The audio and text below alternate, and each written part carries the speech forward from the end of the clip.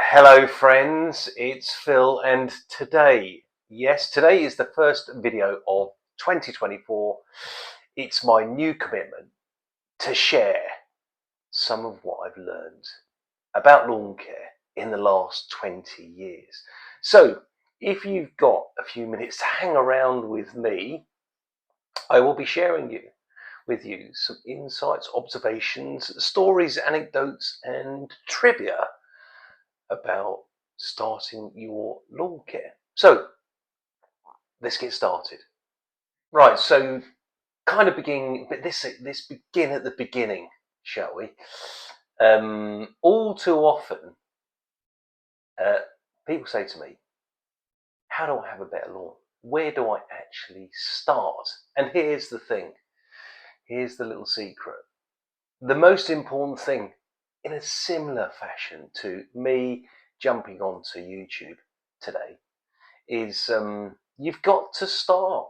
You've got to start. It doesn't matter what you start with. It doesn't matter what you have as equipment. It doesn't matter what you know or what you don't know. The most important thing at the beginning is getting started. And the easiest thing to do with getting started with your lawn care is understanding grass cutting.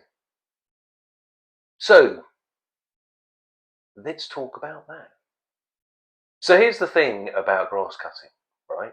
Here's the really, really obvious thing about grass cutting. Here's the simple thing about grass cutting. When you ponder the type of lawn that you desire in 2024, the one thing that you've got to ponder over a cup of tea and a biscuit, a cup of tea and a cake, one of the things you've got to ponder is you've got to ponder over a scone or a scone, let's say. What you have to do is ponder how much grass cutting you actually want to commit to, because if you want a really, really fine lawn, a really, really, really, really, really, really, really, really fine lawn, you're going to have to cut it like nearly every day once the season starts. Or the finer it gets, the more you have to cut it. But if you want a rough and ready family lawn, let's say, you could probably get away with cutting it every couple of weeks. And here's the thing, it's not about cutting it on a particular day of the week, it's about cutting it when the grass needs a cut, which I will explain more about. Before I get started on the grass cutting length discussion, how high should you go? How low should you go? I guess it's really important to just briefly talk about the types of lawn mowers that we can use, type of lawn mowers that we can have, how much money you should spend. And now I'm going to summarize this really, really quickly, but there are three categories of lawn mower in my thinking. There is your fly mow, your plastic, cheap, easy to buy, 100 quid, 150 quid, whether it's electric or petrol powered, very, very cheap petrol powered, or let's just say fly mows aren't petrol powered. So any particular fly mow is just a rough cut mower. You can't have a fine lawn with a fly mow. The next category of lawn mower is a rotary lawn mower, where the blade spins like that, flat, spin, spin, spin. Keep in mind that a rotary lawnmower blade has two cutting faces, but it only cuts as it moves forward, right? So it's only really cutting once, very quickly. But it's pretty good. And if you spend good money on a good machine, you will always get your money back. Now, the next thing, the next level of lawnmower you want to go for is a cylinder lawnmower. And let's just say experience has taught me buying a cylinder lawnmower second hand or nearly new or new is quite easy to do. They're quite nice shiny things. But the challenge is looking after them. And also, if you're going to use a cylinder lawnmower, you need to have a certain cut frequency to warrant a cylinder mower. I think that's kind of the general thinking. So there's three types: fly mowers, cheap mowers, your rotary mowers, petrol powered or electric, and then your cylinder mowers, petrol powered or electric. So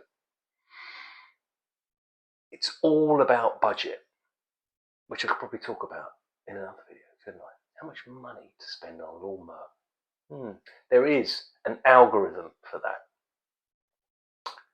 And I am waffling. So you're thinking, what mower do I own? What mower does, all gardening, what mower does Phil use? As a GrassMaster, as I am, I've spent 47,327 hours working on lawns, all in the UK. Well, actually, not all in the UK. I think I've worked on a few lawns in other places. I come to think about it, maybe in Spain. But quite a lot of hours I've used one particular mower, and I'm not endorsing it, I'm not advertising it, none of that stuff. I'm just telling you, it's the machine that I really, really like. I've kind of learnt to feel one with it, which is really important. It's a bit like a chef's knife and a chef. Kind of learn to love your gear. I have a Hater 48 Pro, and I probably, over the years, with all gardening, and the vans and equipment I bought over the years, I reckon I've probably bought best part of 20, maybe. And if I'd looked after them properly, they would have lasted forever. The current lawnmower is 5 years old, and it's in pretty happy good nick. Anyway, so here's the thing about lawn mowers. My Hater. Let's talk about the important things about the Hater. The important things about looking after the machine that you're going to choose to buy, and it kind of applies to any machine that you're going to buy. Actually, really, if we're going to be honest. First thing is you have to keep it clean, because the cleanness doesn't only relate to the casing, let's say, it relates more to the underdeck. And the underdeck is where the blade spins. And where the blade spins is where the grass cuts. And where the grass cuts is where it kind of gathers and then gets pushed into or drawn into a grass bag. But if you don't keep the undercarriage clean, the recycling of grass into a grass bag doesn't work very well. So you've got to keep the undercarriage clean, you've got to keep the blade sharp, you've got to keep the mower clean, and you've also got to keep the grass bag clean.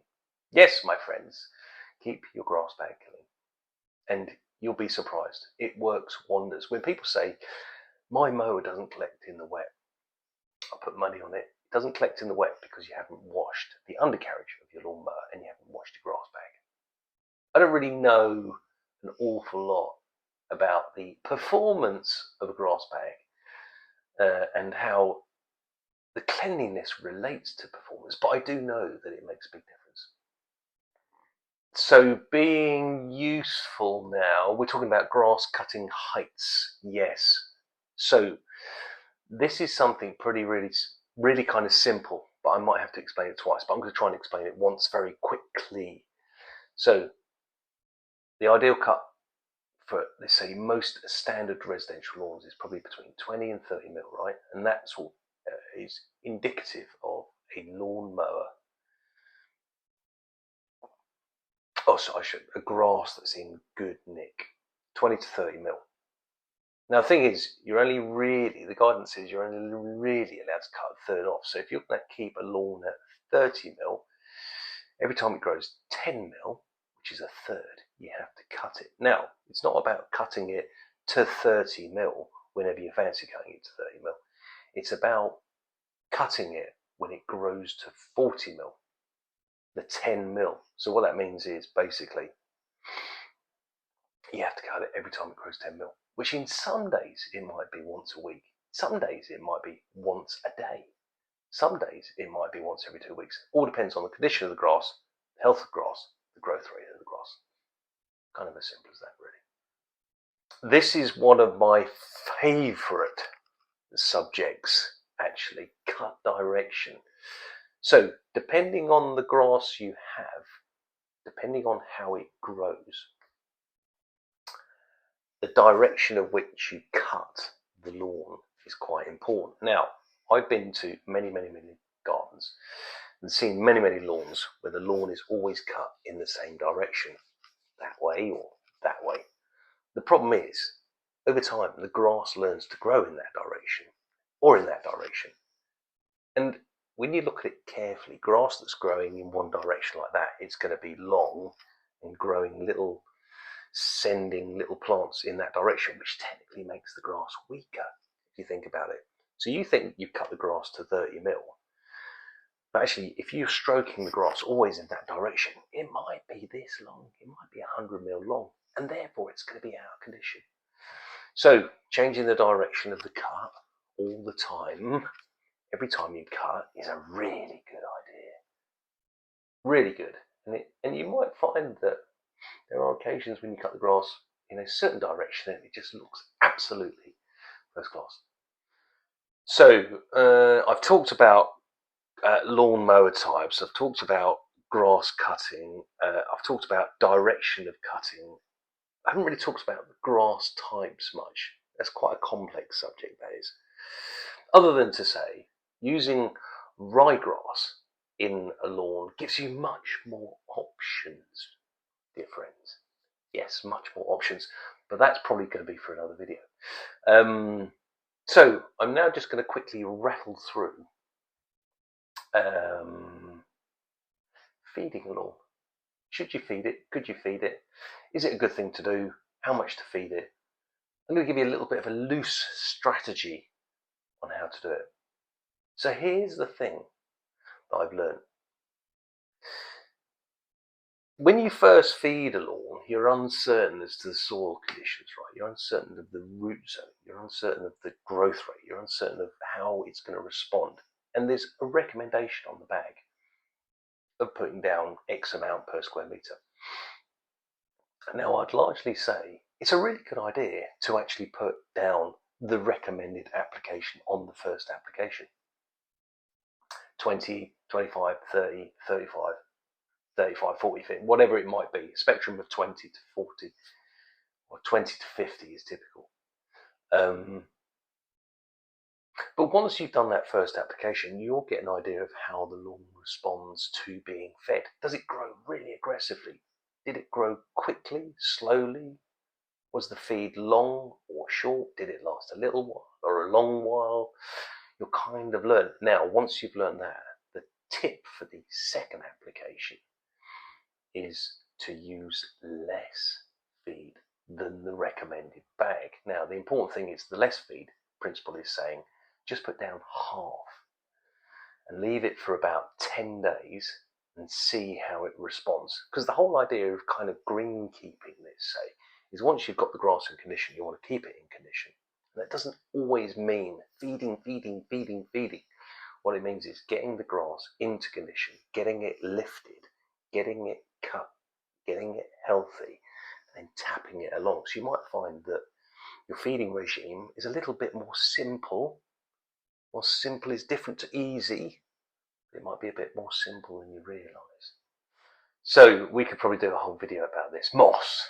Yes, moss. In 2024, moss and the weather, the rainfall in the UK has created vast moss beds. So for those planning their hanging baskets over Christmas, say this year is a special year. But let's just say the problem with moss is not moss killing. Can't do that. It's moss control. And there's always an underlying reason why you have moss. Now this year when it's been bucketing, slashing it down, is the soil has become super saturated and if they can't get rid of the water, so it's just sitting there, right? So this year's a special year. This year everyone's going to probably have to deal with moss because of the conditions that have been here since October last year, largely. But typically, moss control is partly to do with the root zone health, where the roots grow. And if you've got a healthy root zone and you've got positive growing grass and you've got a bit of space for the roots to grow properly, and it's kind of all doing stuff properly, you'll find that you'll have less surface water. Less surface water sitting at the base of the plant. Less thatch holds less moisture. If you can get rid of the moisture on the surface, you'll get rid of the moss problem. Largely. But the moss problem is actually really easily hacked if you put down an application of iron, probably around about April when it's dry. Let the moss dehydrate, which is what the iron does, kind of thing, and then just lightly rake it out. It's really easy if you time it perfectly. It's a really messy job if you time it incorrectly, let's say, but it's very rarely a perfect time. Anyway, so weeds. The other day I went to do an assessment, and I was just chatting to the next door neighbour, and I sort of looked at the lawn and went, God, your lawn looks a bit out of condition. Which is not, I said it's not a criticism, it's an observation, really. It's technically out of condition. And he said to me, I actually love my weeds, and I really encourage moss. And I don't know whether he's being kind of a bit kind of intentional with that language, really, which is like, get off, don't tell me what to do. It's got moss, and or I'm all right with it. But I actually have a slight favouring, not so much with moss, but actually with weeds, that a few weeds isn't a bad thing, and actually treating weeds, I'd like to think that that should be done just once a year. Just once a year, not comprehensively all the time. Don't think that's a very good idea. But let's just say, if you can treat your weeds, and the worst weeds, let's say the perennial weeds, maybe the ones that really blind out the lawns, then go for it. Really? Aeration, right, here's the thing. I used to own an aerator. £4,000. Every time I pulled out the aerator, which puts holes in the ground, I always hollow-tined, never spiked. Every time I pulled it out, it was great because it was a money-making machine. But the thing is, over the years, I came to realise that actually aerating a lawn was largely ineffective, particularly on North West London clay, or where I'm based now today, in North Yorkshire and Harrogate, clay soils. If you hollow-tine or spike clay soils, within a few weeks, the holes close up. So you might get the immediate response from decompaction, but typically it closes up really quickly. And it's the other things that you do around the aeration that typically create the result, really, whether it's like overseeding, whether it's basically feeding, whether it's changing the maintenance regime. But